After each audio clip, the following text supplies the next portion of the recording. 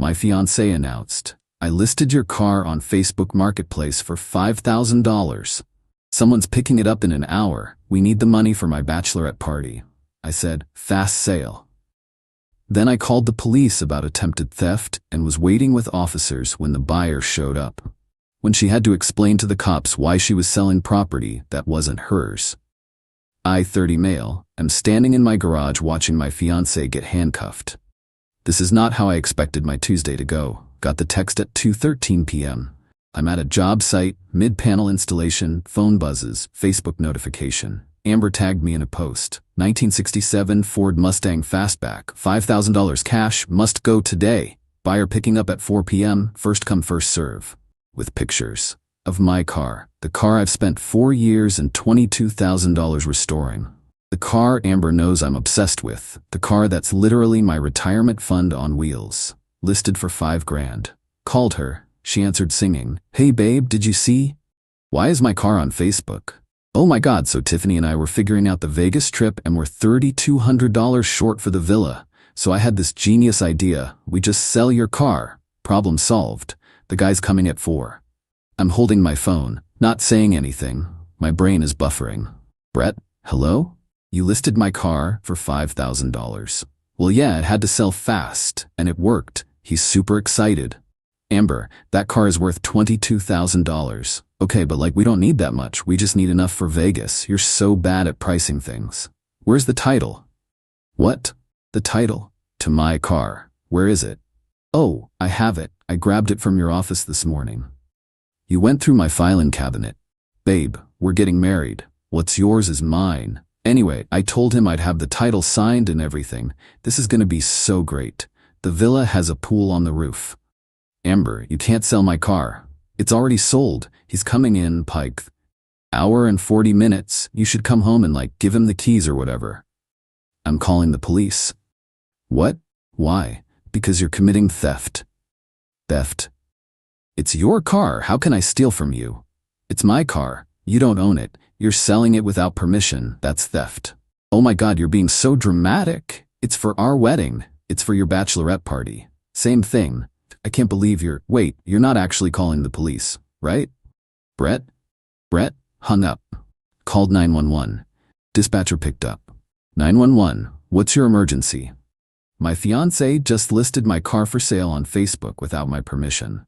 She stole the title from my house and is planning to complete the sale in less than 2 hours. I need officers at my address. Got home at 3:20. 2 squad cars already there. Amber's car in the driveway. Officers talking to her on the front lawn. She's crying. Tiffany's next to her looking furious. Parked my truck. Walked over. Older cop, Officer Mendez according to his badge, looked relieved when he saw me. "Mr. Collins?" "That's me. Your fiancée here says this is a misunderstanding, that you gave her permission to sell the vehicle." I absolutely did not. Pulled out my phone. Showed him the text thread, the Facebook post, the part where she said she grabbed the title from my office.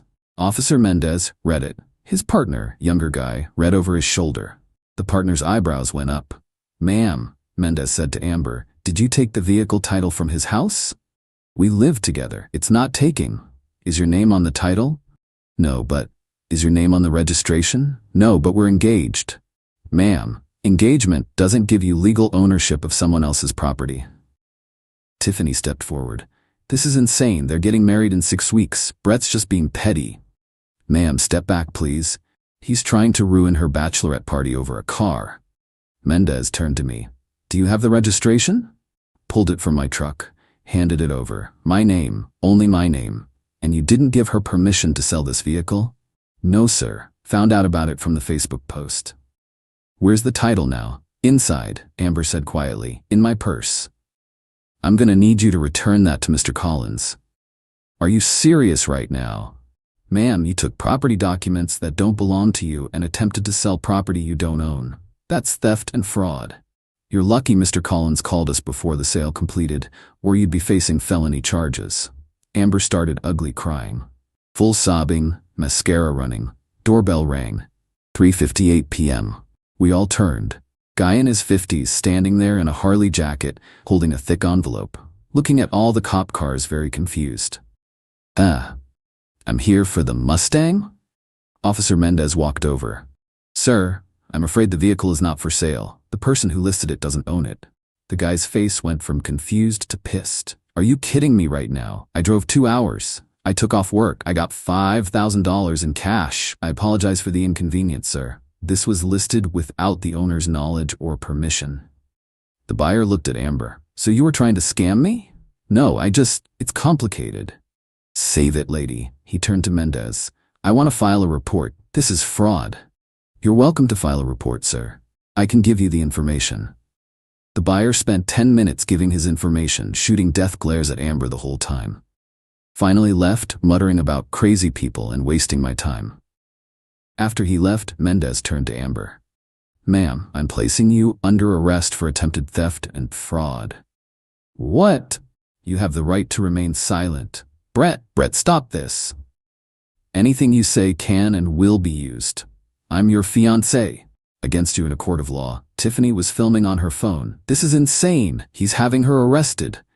Ma'am, put the phone away or you'll be charged with obstruction. Tiffany lowered the phone but kept recording. They cuffed Amber. She was screaming the whole time about how I was ruining our lives and destroying our wedding and everyone's gonna know what kind of person you are. As they put her in the car, she looked at me through the window, still crying. I was doing this for US. Watched the squad car drive away. Stood there in my driveway. Tiffany next to me, still filming. You're a monster, she said. She tried to steal my car. For your wedding, for her bachelorette party, there's a difference.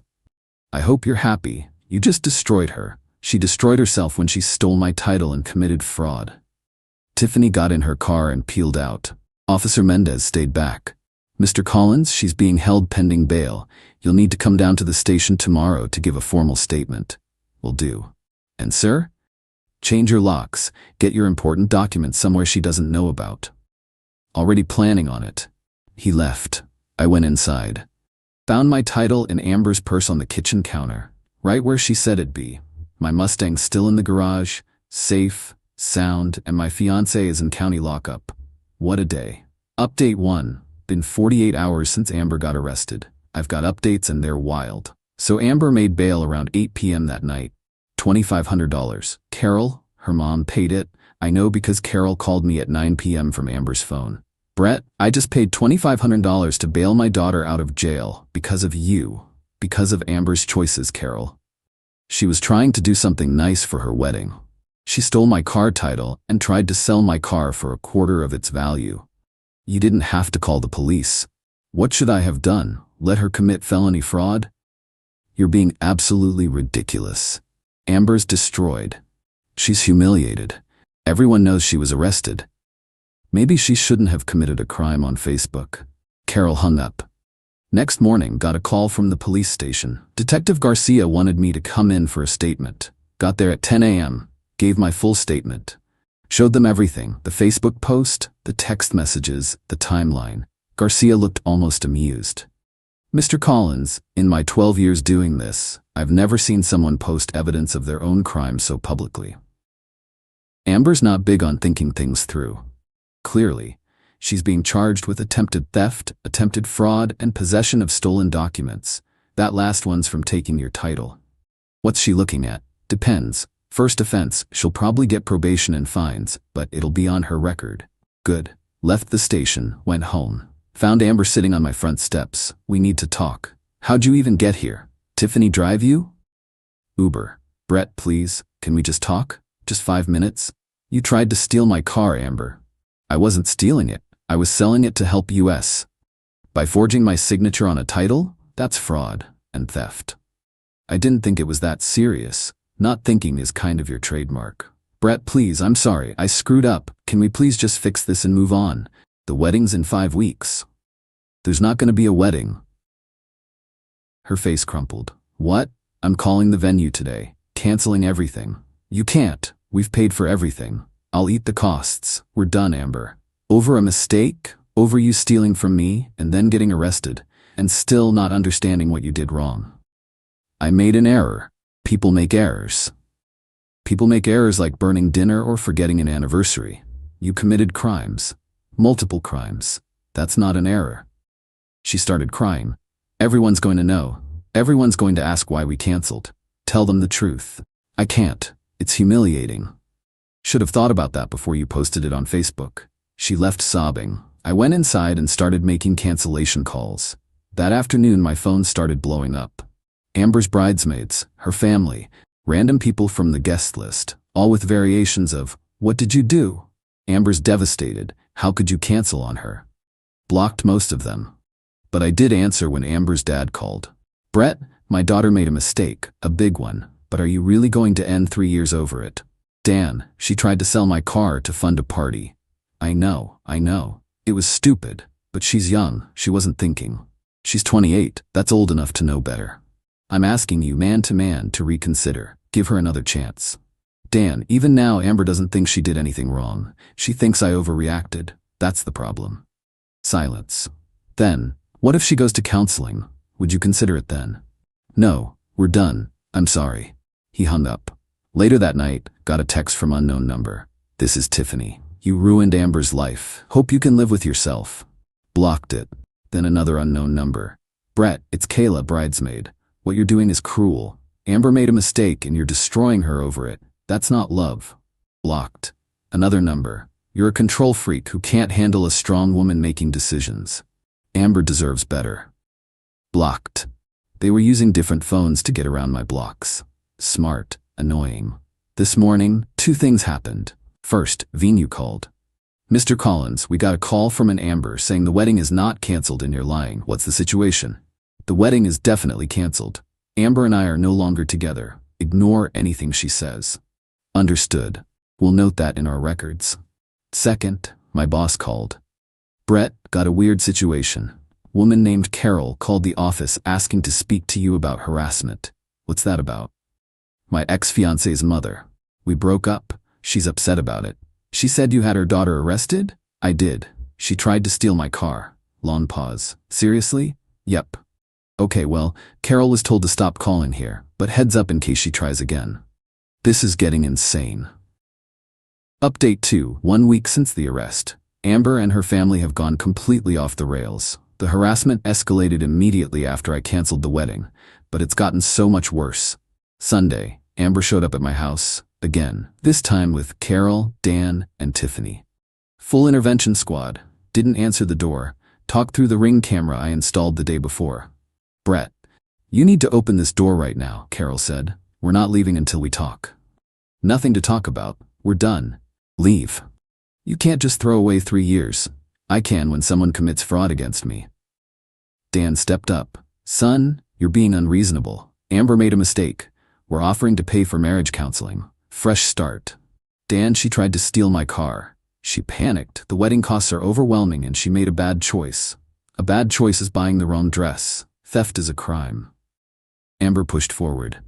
"Brett, I'll do anything. Anything. Just please give me another chance." "No. I love you. You don't steal from people you love." They stayed for 30 minutes. Finally left when I said I'd call the cops again. Monday, got a text from the venue. "Mr. Collins, Amber called again insisting the wedding is on. She's demanding we honor the contract. Please advise." Called them. "Amber is not authorized to make decisions about this event. If she calls again, do not speak with her." "Understood. We may need written confirmation from you." Sent them an email. Fiancée. Clear. Tuesday, things got weird. Got a call from my credit card company. "Mr. Collins, we're calling about suspicious activity. Someone attempted to charge $3,200 to your card for a property rental. We declined it. Want to confirm you didn't authorize?" "I did not." "Okay, card's been flagged. You'll get a new one in 5 to 7 days." Later found out, Amber tried to book the Vegas villa using my card info she still had saved in her phone. When it declined, she called the company claiming there was an error and she was definitely authorized. They didn't buy it. Wednesday, the real nuclear option. Got a call from my landlord. "Brett, someone vandalized your car. Called police. You should come home." Left work immediately. Got there at 2 p.m. My Mustang, in the driveway. Every window smashed, tires slashed, hood keyed with "should've sold it." Police were already there. Officer Rodriguez taking photos. "Mr. Collins, security cameras?" "Just installed them. Let me check." Pulled up the Ring footage from that morning, 6:47 a.m. Clear as day. Amber. in a hoodie, with a crowbar, smashing my windows one by one, slashing the tires, keying the hood, looking directly at the camera at one point. Didn't even try to hide. That's her, I told Rodriguez. That's Amber. Your fiancée? The one from the car sale thing? Ex-fiancée, yeah. This is really bad for her. This is felony destruction of property. She's already pending charges. I want to press charges. Already noted, we'll issue a warrant. Damage estimate, $8,400. Windows, tires, paint correction, detailing. Insurance will cover most of it, but still. Amber was arrested again that afternoon. At Carol's house, she was in her pajamas, eating cereal. This time, felony criminal mischief, felony vandalism, violation of bail conditions. No bail this time. Judge said she's a flight risk and danger to property. She's been in county lockup since Wednesday. Carol called me from 6 different numbers Thursday. Finally answered the 6th. My daughter is in jail. Again. Because of you. Because of her choices, Carol. She destroyed my car. You drove her to it. You canceled the wedding. You humiliated her. So property destruction is justified? She was emotional. She wasn't thinking. She looked pretty clear-headed in the video. Took her time with each window. You're a cruel, vindictive man. I hope you rot. Hung up, blocked all the numbers. Friday, the lawyer I consulted before, Gary Fletcher, called. Brett, I'm watching the local news. They're running a story about jilted bride arrested for car vandalism. They're using Amber's mugshot. Seriously? Yeah. You might want to prepare for this to get more public. Great. Sure enough, by Friday evening it was everywhere. Local Facebook groups, the news website, people sharing the story with comments like, "This is insane," and "Play stupid games." Some of Amber's friends commented defending her. She was driven to this. Brett's the real villain. But most people, not sympathetic. Saturday morning Dan called. Brett, we need to talk. In person. Met him at a coffee shop. He looked like he hadn't slept in days. My daughter's sitting in jail, facing multiple felonies. Her life is ruined. She ruined it herself. Brett, what would it take for you to drop the charges, both sets? I'm not dropping anything. Money? We can pay for the damage. And something extra, $20,000. You drop everything. She gets counseling, moves away, you never see her again. Dan, she committed crimes, multiple crimes, on camera. I'm not letting her buy her way out. My wife wants to sell our house to pay for lawyers. This is destroying our family. That's Amber's fault, not mine. He just stared at me. Then got up and left. This morning got a letter from Amber, sent from county jail. Brett, I know I messed up. I know I went too far, but I was just so hurt and angry and I wasn't thinking. You were my whole world, and when you took that away I didn't know what to do. I love you. I'll always love you. I'm sorry. Please drop the charges. Please. I'm begging you. I can't survive in here. Not one word about what she actually did wrong. Just how she felt. How she was hurt. Toss the letter. Her court date for the original charges is in 2 weeks. The vandalism charges will be added. She's looking at real time now. Gary says with both cases combined, probably 18 to 24 months if convicted. Everyone's mad at me, like I'm the one who tried to steal a car and then destroyed it when that didn't work. But honestly, I sleep fine. She made her choices. These are her consequences. My Mustang's at the shop. They say it'll be 3 weeks to fix everything. Insurance is handling it, and Amber's in jail, where she belongs. Final update. 6 weeks since the original car sale attempt. 4 weeks since Amber smashed my Mustang. Time to close this out. The court stuff moved fast. Amber's lawyer tried negotiating a plea deal. The prosecution wasn't interested. Your client committed theft, fraud, and vandalism. All documented, all on camera. She's getting the maximum. The trial was last week. Lasted 2 days. Day 1 was the car sale. Prosecutor presented the Facebook post, the texts, my testimony, the buyer's testimony, Officer Mendez's testimony. Amber's lawyer tried arguing she didn't understand the legal implications and made an error in judgment. Prosecutor showed the text where Amber said she'd forge my signature. Showed where she took the title without asking. This wasn't confusion, this was deliberate theft and fraud. Jury looked convinced. Day 2 was the vandalism. They played the ring footage, full screen. Amber in a hoodie, smashing windows one by one. Looking at the camera. Team should have sold it. In big letters. Her lawyer tried claiming emotional distress and temporary insanity. Prosecutor, ma'am, you can clearly see her in the video. She's calm. Methodical, she takes her time with each window. This wasn't a spontaneous act of rage. This was planned revenge. Amber cried through the whole thing. Carol sobbed in the front row. Dan sat stone-faced. Jury deliberated for 3 hours. Guilty on all counts. Sentencing was yesterday. I wasn't sure if I should go. Gary said it might be good to show up, provide a victim statement. So I went. Judge asked if I wanted to speak. Your Honor, Amber destroyed my car, not just property. She destroyed years of work and money I put into restoration. She did it purely out of spite. She's shown zero remorse. Everything has been about how she feels, how she was wronged. She hasn't once acknowledged what she actually did. I asked the court to give her the maximum sentence. Amber's lawyer made a speech about how she was young and made mistakes and deserves a second chance. Judge wasn't buying it. Miss Rivera, you committed multiple felonies against someone you claimed to love. You stole from him. You attempted to defraud both him and an innocent buyer. When that failed, you destroyed $8,400 worth of property. You showed no remorse until facing consequences.